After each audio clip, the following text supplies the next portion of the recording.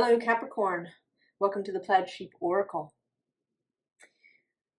I've been pulling a card from my new Wisdom of the Sacred Bee Oracle, and yours, very appropriately, is the first card in the Earth suit. So the deck has the five elements: Earth, Air, Fire, Water, and Spirit, and then it has some additional cards. But this is the opening of the Earth suit, and it's tangible. What could be better? Don't you love it? You love it when it's tangible, Capricorn. When you can get your hands on it. However, the visible underlying, I should say. Well, actually, maybe I'll start with the invisible. The unseen underlying is abundance. It's another Earth card. Who doesn't want that? And it's under there. But the visible underlying is subconscious. And actually also this interesting decision card.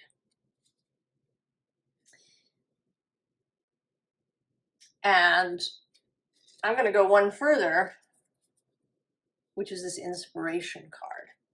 And while the abundance is an earth element, subconscious is water, decision is air, and inspiration is fire. It's all these other elements. And this decision card has this pendulum.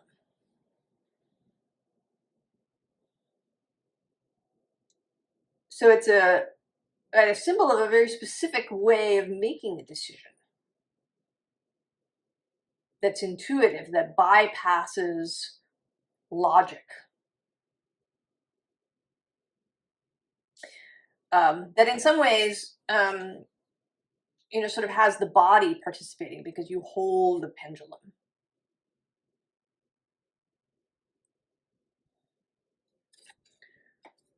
So this decision making that is beyond the material, beyond logical, beyond making lists of pros and cons. And then there's this subconscious realm.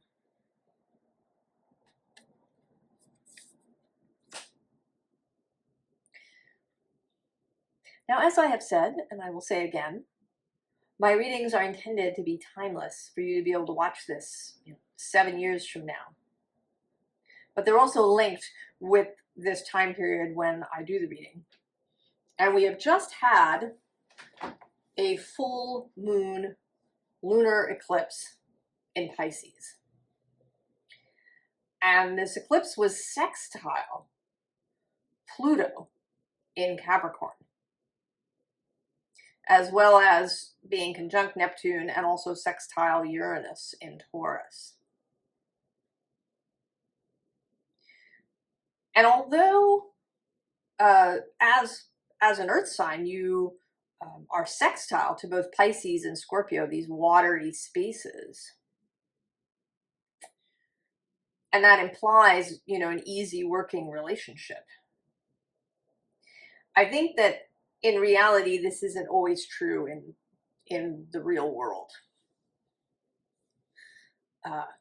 This mixing of emotion and also thought, even sort of imagination, the kind of thought that might be associated with the Pisces collective as opposed to Gemini or Aquarius. And certainly whenever Neptune gets in on the game, right? This energy of imagination and inspiration that can make people deeply uncomfortable. If you do really like the tangible, if that's your happy place, is to have something you can, really get to grips with. then this full moon period, or perhaps whatever energies are around you when you watch this, may be making you uncomfortable, or at least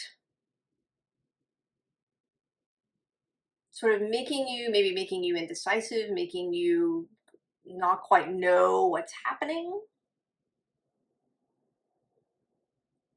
Certainly, that's another thing whenever Neptune is involved, and actually Uranus and Pluto as well. Confusion is in the offing.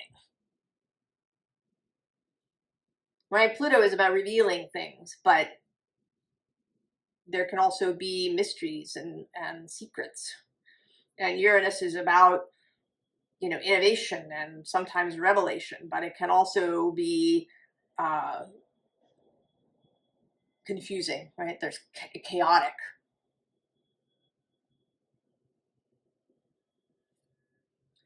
So we have the Three of Swords, and this is today not grief.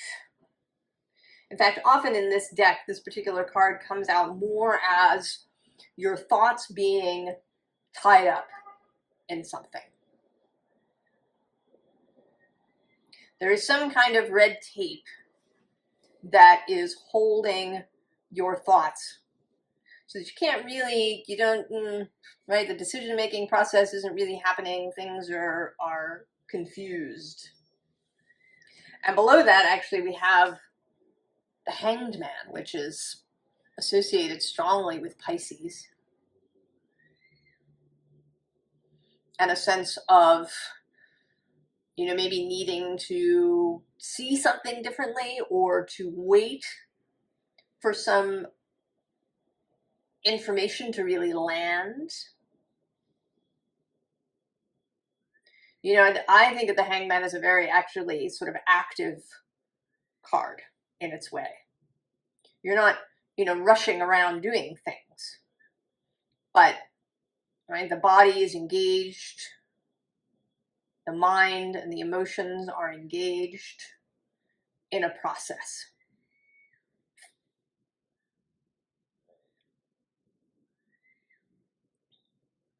And then below that, we have Strength. So this, right, there's like this underlying ability, perhaps, that you don't know that you have, or that you feel uncomfortable with. The bottom of the deck is the Ace of Cups. And the phrase that just sort of popped in my head is naked emotion. So maybe there's something about that, Capricorn. You are, I mean, you are the sea goat. There is this mystical element to you, but you're not Pisces, Cancer, or Scorpio, who might be really comfortable with naked emotion. There is something about Capricorn, right? It's steadiness that is at odds a little bit with that idea. But I think there's something about that that wants to be revealed now, or accessed. Man, it's so interesting. We get this mouse.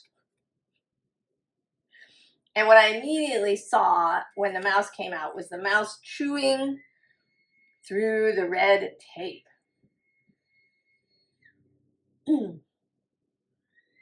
Chewing through the red tape to release those thoughts. And I think that the mouse is part of this subconscious. There is an aspect of yourself that is at work. You may not know it. It's subtle. It could be coming through in conversations that you're having, and things that you're reading, and things that you see, in pieces, kind of perhaps coming together in your mind in some way. But there is this steady chewing through that red tape that binds up your thoughts. Right? Because then we have this Eight of Swords, this moment right before the chrysalis opens.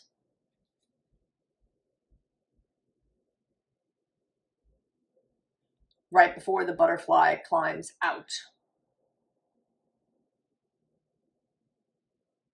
And I will tell you something. You don't need to bust out.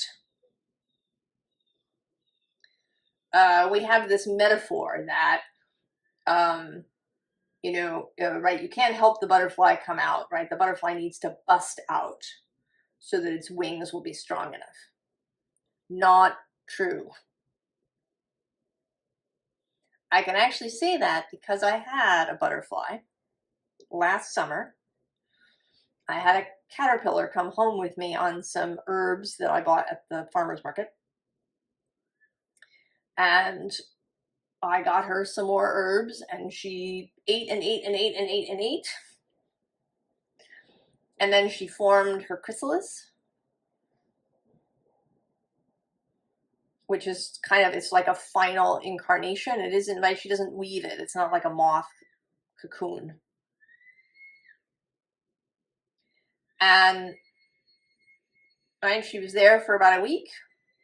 And then she made this little hole at the top and slipped out through it.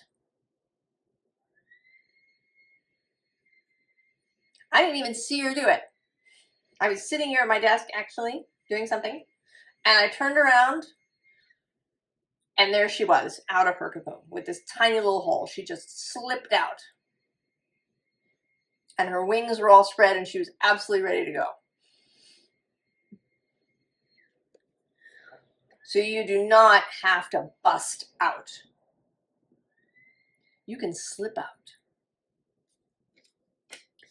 And after I've gone through all of that and said that, then we have the Tower.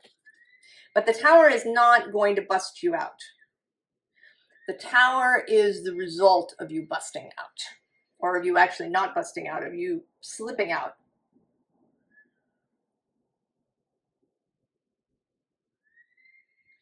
The Tower is the, you know, what happens after the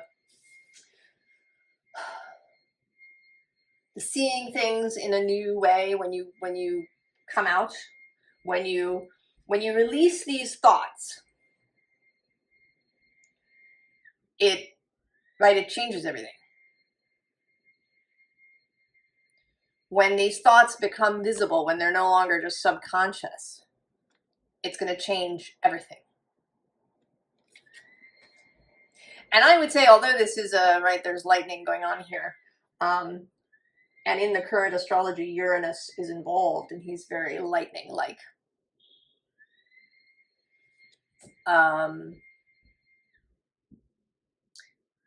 It's not. I don't really believe that there will be, you know, upheaval or violence or, you know, some kind of earth-shaking thing. But it may feel that way. I'm going to pause for a second and close the window.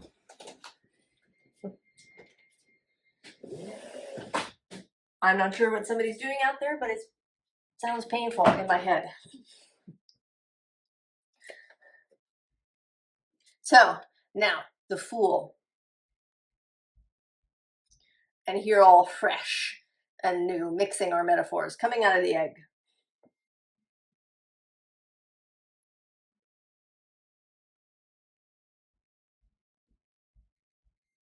And that too, I think, is not really a violent act. I mean, there is the breaking of the shell, but I think that it generally, you know, is a sort of gradual process, right? It's almost like you stretch. You begin to stretch, and the container can no longer hold you. So you just, you know, you step out of that, it cracks and opens because it's meant to. Right? I don't think you have to bust out of these things because you're meant to come out.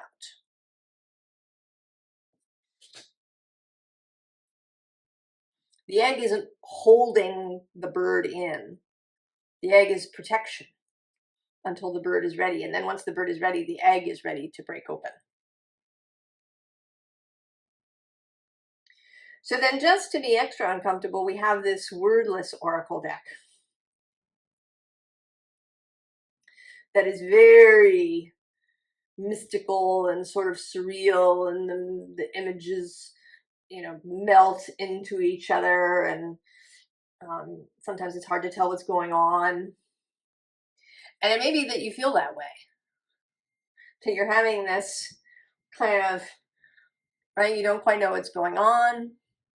Are you out in nature? Are you inside a church? Do you feel a little surreal? Do you feel maybe even like you know, are you a little crazy? That you're starting to believe and the things that you're believing, the ideas that, you know, are beginning to slip out of your mind and or out of the subconscious. The bottom of the deck is right here is this full moon. And actually, interestingly, today has sort of got a little bit of occlusion. I mean, this is clouds rather than the earth forming a shadow. But a nod, I think, to the eclipse that's happening if you watch this one I posted, or that is, you know, maybe some sort of eclipse energy. And right at this moment, I'm sort of seeing, right, this cloud up here as a heart. I don't know if you can see it that way. But it seems today like a heart to me. So that there is this love energy, right? That Ace of Cups, that naked emotion that's coming through. And then there's this. And this seems like you're not sure how to cross. You know that you need to make this journey, this movement into the this kind of other space, this other thinking space, this other way of being, but there's something calling you to the other side.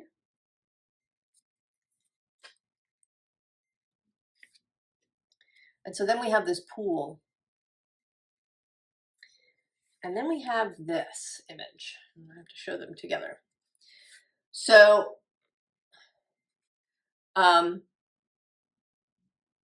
I think that you have to dive into the pool completely, right? I think you have to allow that naked emotion, that you have to be willing to really feel things. And then you come out the other side, right? It's like you dive into the pool here. And then when you come out, you're in this other space and your star is there.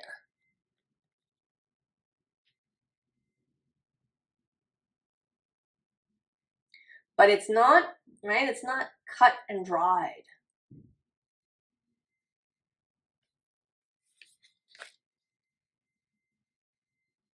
It's not something that has, you know, a set of steps to follow.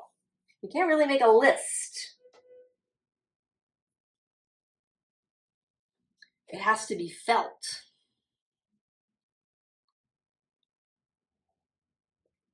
And as someone with a lot of earth and fire energy,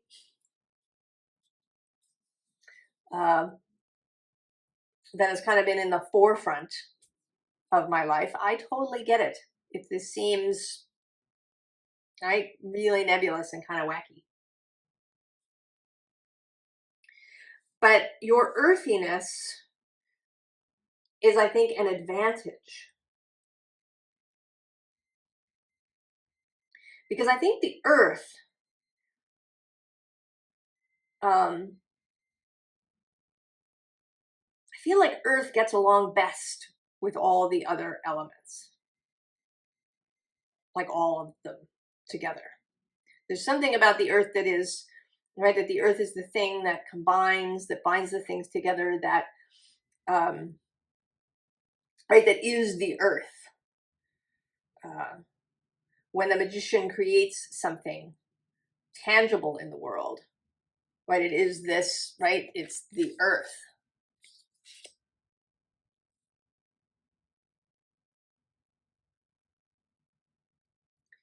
And so one of the things that's come out, I mean, besides the tangible as your main card, are all these really sort of earthy decks,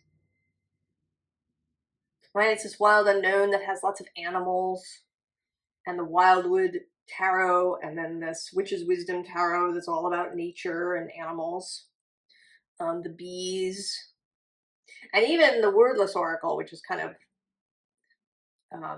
you know, mystical and misty, does still have like lots of scenes of nature. And so we have the forest lovers. So this decision-making process that wants to be emotionally based. Emotionally and maybe bodily based. That when you make a decision, you check in with how you feel and how your body feels about it.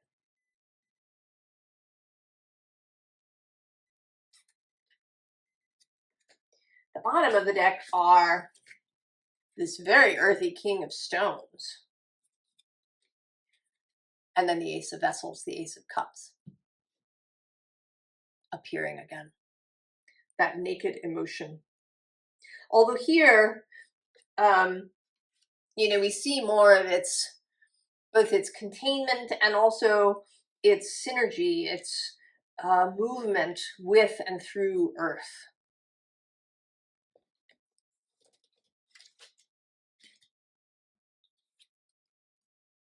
So then we have the Seven of Stones, healing. And I think this is a healing process for you.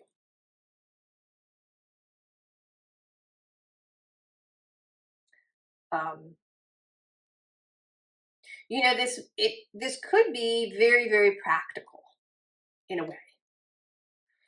It might not be all mystical, at least on the surface. It may be that you've been struggling with something that you, you know, that in your business or your work, that you need to come up with an idea or a solution for something, and that it just hasn't been coming. That you've been struggling with that. And that this process, this emotional bodily process could help you to release that specific idea, right? That it's right, this idea. But beyond that, it's right, it's a whole new way of approaching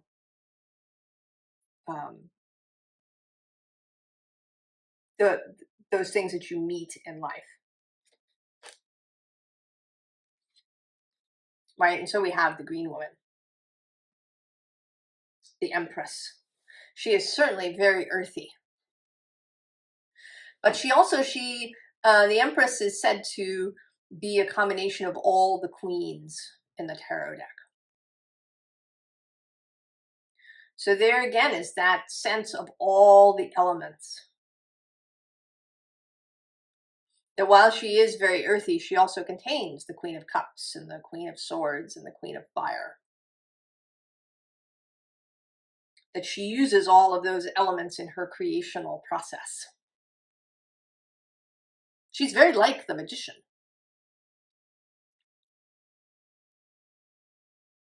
I mean, I think that the magician and the Empress are a very serious power couple.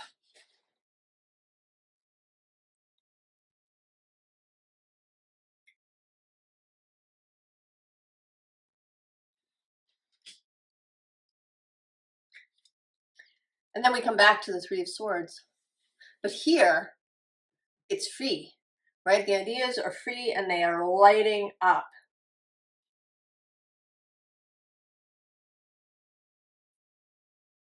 You can see now. It's becoming clearer. There's light. And then we get this Five of Vessels ecstasy, right? Hooray! I can see. I understand. And it's the Five of Vessels, the Five of Cups, the Five of water.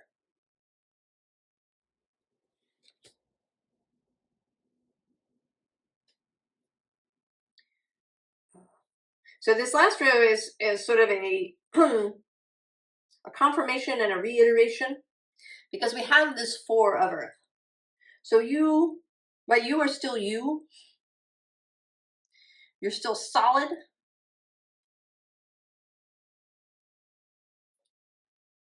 You still have all of your earthy skills, right? Your ability to follow through, to get the thing done, to create. In my mind, you know, Taurus is the soil, the earth, the clay, and then Virgo is making the bricks. And then Capricorn puts them together into the structure. So you have that. But right below that is the journey that you're making. You know, and it's not a literal journey, it's the journey in your mind to go from the way that you thought about things to the way that you think about now. And right below that is the Eight of Water. I'm just seeing this now. Heading out into the full moon, into the ocean, into the waters. And then below that, as if that wasn't enough, we have the world. And the old is just burning up. We're not even concerned with it anymore. And actually, I'm going to go one more. We have this ancestor who's waiting to welcome you into this new way of being.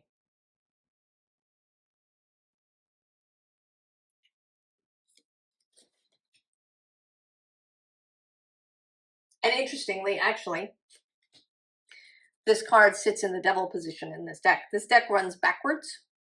So the world, which is normally 21, is 1. The Fool is still 0. But so this card is actually the devil card in this deck, which is traditionally associated with Capricorn. So it's like you welcoming yourself into this new space. The bottom of the deck is right, the Nine of Air. It's just all that buzzing around in the mind. It's just there, right? It's not something to, you know, get overly concerned about. You don't have to, right? You don't have to follow every bee. You don't have to wrangle the bees back into the hive. You can just let them go. Just let the thought go when it comes to, you know, buzz in your face. Because next to that is the star.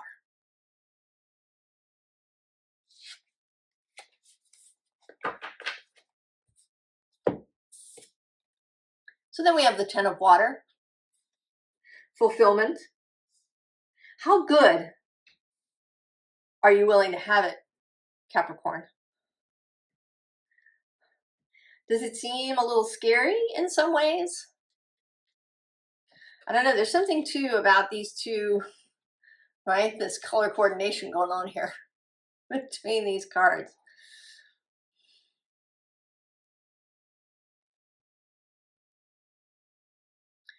That the tangible and the emotional fulfillment go together. Nope.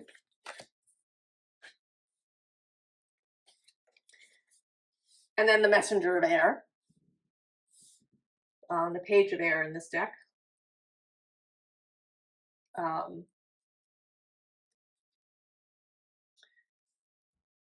really forming a beautiful relationship with your own thoughts, right? That it's not about beating them back or, burying them or, evicting them or whatever it is.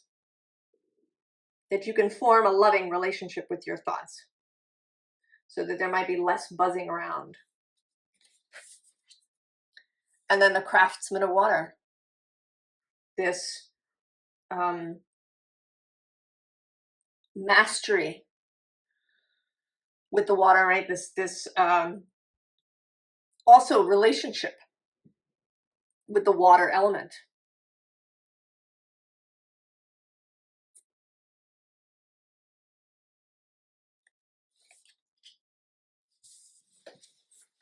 And then the six of fire.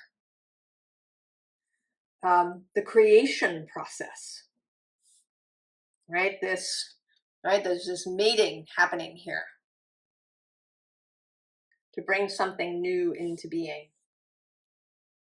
And that this might happen, it might happen between you and another person, that you get together and create something.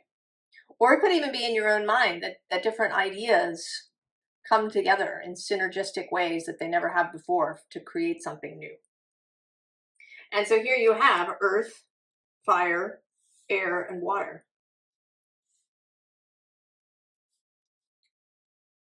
Advice. We have the Knight of Swords. And right below that, the Ace of Swords. Right? The new incoming idea that may already be, right? It could be that this knight is coming out of your subconscious. And then below that, we have the Queen of Discs. You, in this lovely, receptive, embodied form.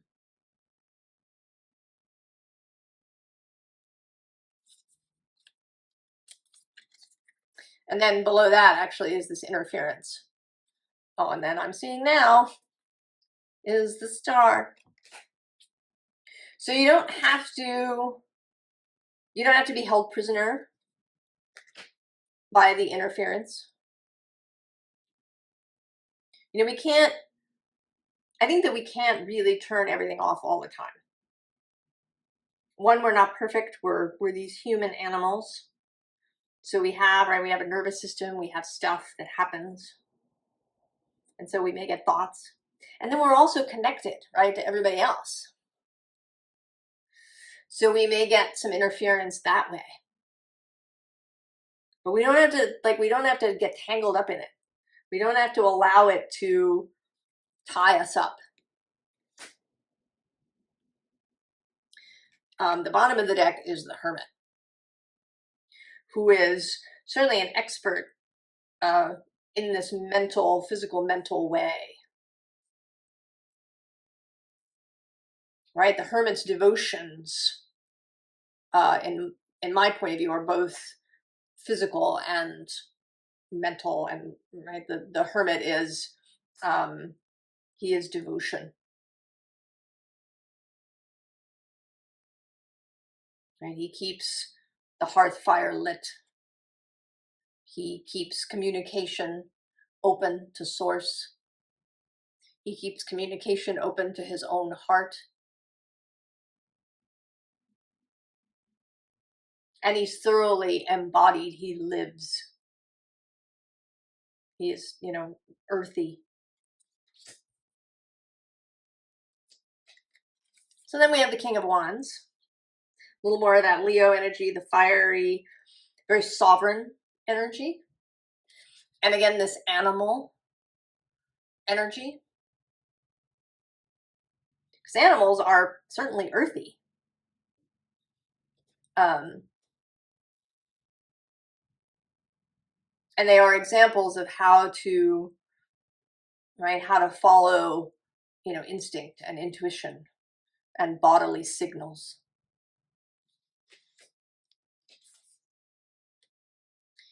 And then we have this Six of Pentacles, which says altruism, but I think it's a little bit more about feeling stable about feeling like you have solid ground to stand on, that there's a kind of evenness, that there's a sense of harmony, a security, a reciprocity in all of this. And then we have mastery. All right, it's just about practice of doing a thing repeatedly. And believe me, I've got a lot of Aries energy. I have the strong startitis. So I know that, this continuing to do a thing, right? Cardinal energy wants to get to the end. But there is this process. This is a Virgo card. This process, right? This hermit, this doing the thing, this devotional energy.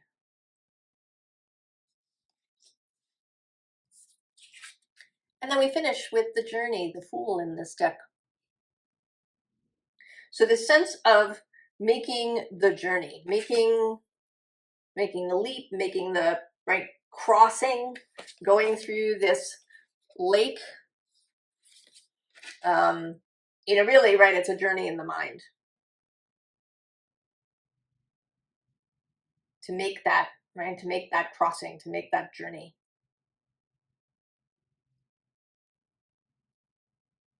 Now, an interesting thing, this card popped out of the deck. And I had seen it earlier as I was shuffling. And I wondered if it needed to be seen. And I seemed to get a no, so I randomly, apparently, lifted the deck up. And the card that showed up for me to slip the card into the deck was the Guardian, which is, again, the devil in this deck. Your card. So I went in there to see what other cards were around, now that I stuck this in there. On one side, I have this 10 of Wands, like this excess responsibility. The way that you may have been weighting yourself down. And the Ancestor, right, both of these cards could give you that. This weighty sense of responsibility. Maybe you even are the head of something, the head of a company, the head of your family. That there's this sense of that. But on the other side of the Guardian was the Eight of Vessels, rebirth, that Eight of Cups. That we saw, the Eight of Water. So not everything is yours to carry, Capricorn. And maybe that is, I don't know, maybe that's the journey you have to make. Is to release that, to understand that not everything is yours to do. I have a Cancer ascendant, so I can understand that. Cancer has that from a different perspective.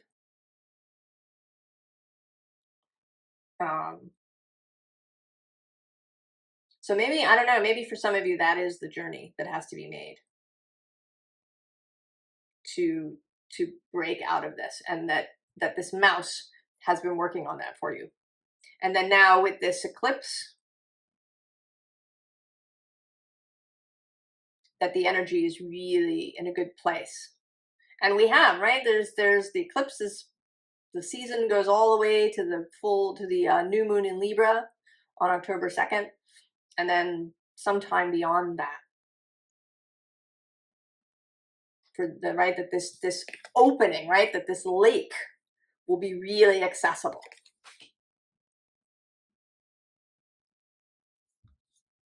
Oh, Capricorn, I hope you make the journey. And I wish you all the very, very, very best.